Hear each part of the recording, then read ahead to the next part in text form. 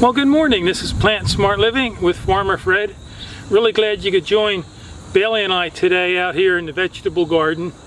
Well, today I wanted to talk to you about being proactive in your vegetable garden. And the question is, are you proactive or reactive in your vegetable garden? So thanks for joining me today.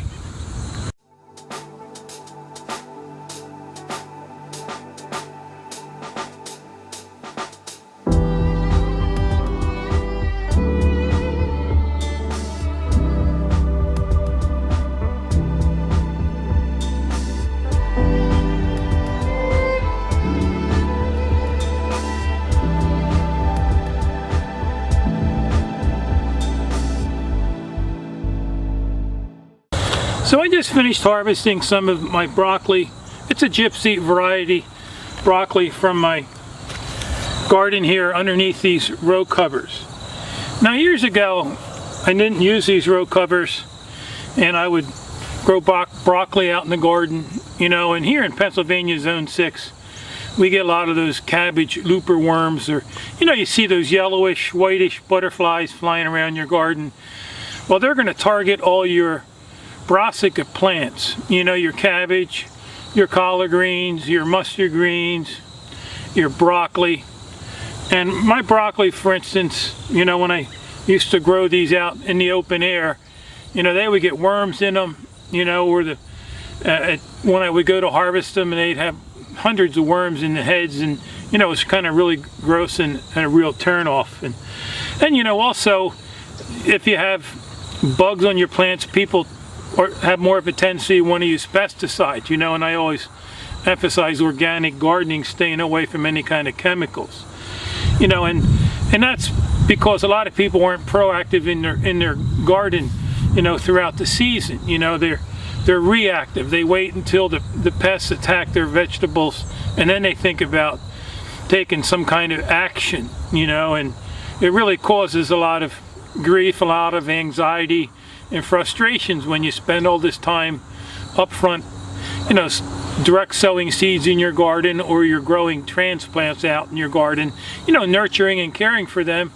and then you watch them become devastated and ruined by these pests that are out there in the garden, whether they're the aphids or the cabbage looper worm or some kind of insect you might have in your garden.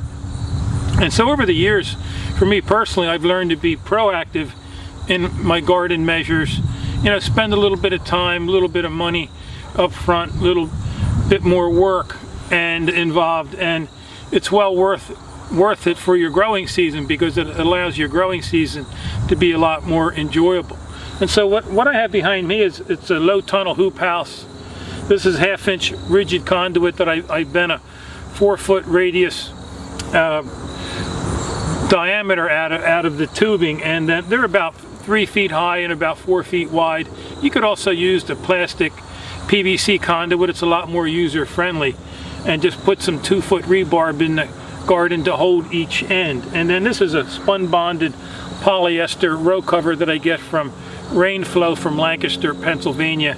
I ended up getting a 11-foot by 500-foot roll, and that's going to last me 3-4 years at least in the garden. And it was only like $130 delivered or something like that to my house. But you can also get these available online, and you know, these row covers allow the air to pass through, the rain, and I just actually water these right through the row cover.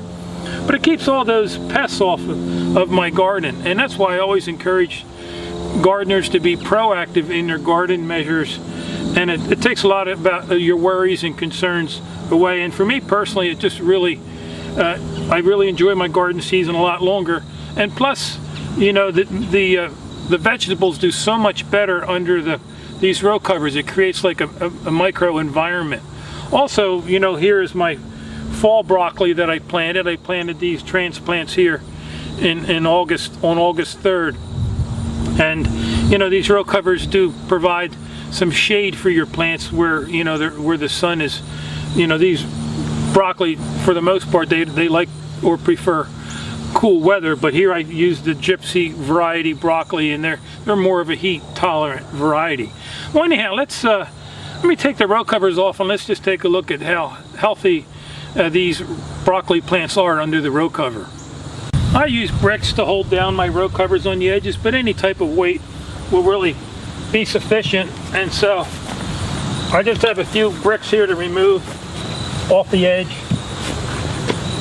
But when you do use row covers, you really want to make sure that they're well anchored down, because some winds, you get some heavy winds, are going to blow the covers right off.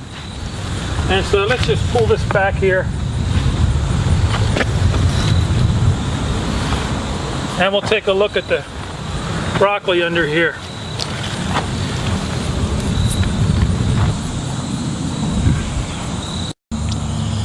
And so you can see, if we get a nice close-up look at some of these broccoli heads, that there's a few holes in some of these leaves, but for the most part, most of these broccoli plants are thriving under this row cover. But they really do a nice job of protecting and preventing insects and these looper worms from getting on these plants and then just devastating them.